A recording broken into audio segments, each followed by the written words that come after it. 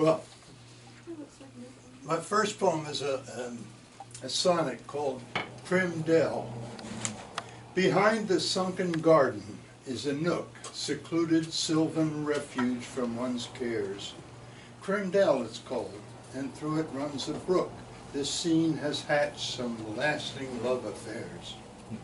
Though only yards from classes of the day, it's many mental miles from daily strife.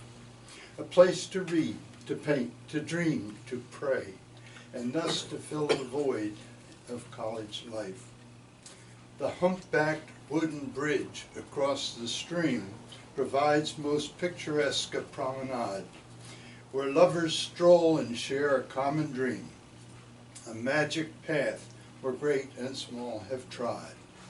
To all who knows its beauty and its grace, this sanctuary is a special place. A lifetime journey. After my first summer cruise as a midshipman, I made the trek from Annapolis to my home in Cambridge, New York, for summer leave. It would be a welcome change of pace from plebe year at the academy.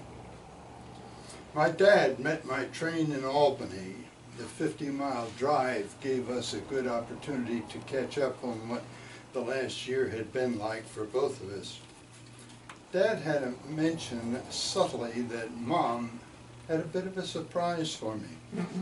He wouldn't say any more about it, which heightened my interest and anticipation. As we walked in, Mom was there to greet me, but didn't rush with a hug. She smiled, and with emotion in her voice, she announced, "I am an American." And I said, "Well, of course you are, and a real good one." "You don't understand," she said. "You know I emigrated from Canada in the 1920s. Well, I never applied for citizenship in the United States. I was afraid they might send me back. Now, however, 30 years later, with 3 sons serving in the Navy, I wanted to be a citizen. With your dad's help, we made it through the many steps, and now I am an American."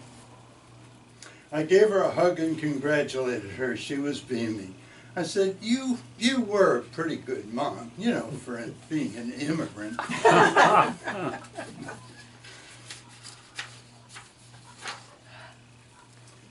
The gale. Anyone who's been in deep sea travel that runs into a storm might relate to this. They aren't fun out there. The gale. Scarlet sky at sunup forewarns the seasoned observer. Majestic towering clouds, silver-lined, growing. Sun dissolves into troubled heavens.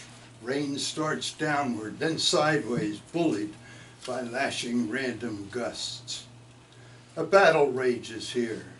Somber hues foretell the risk to interlopers who might dare to venture onto this battlefield.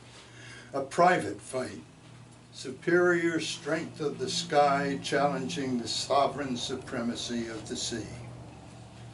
Birds have known the fury of this strife before. Their flight confused, fear fills their eyes. They want to flee, but there'll be no escape for them today, for they are chosen witnesses to see the conflict to its end. Angry clouds reach down to smite the waves and demand surrender. The sea responds with roiling hills, their silver wind-blown mane reflecting their disdain. The struggle continues into the night.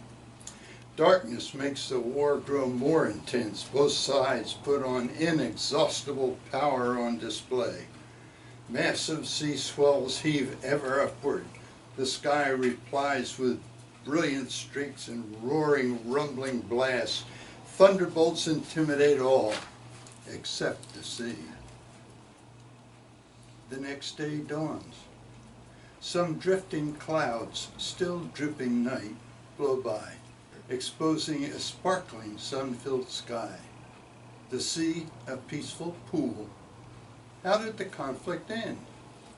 Only the winged observers know, and they can never tell.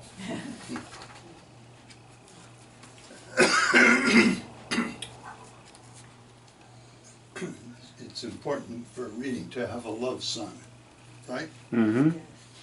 My love. I never met one like her, that I know.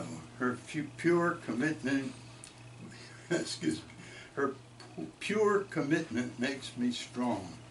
My work keeps me quite busy now, although she whiles away the hours all day long. Her looks are not exceptional, I guess, but beauty wasn't what I sought from her. Companionship without a lot of stress, and not excessive talking I prefer. She's getting rather paunchy, I admit, but she finds exercise no longer fun.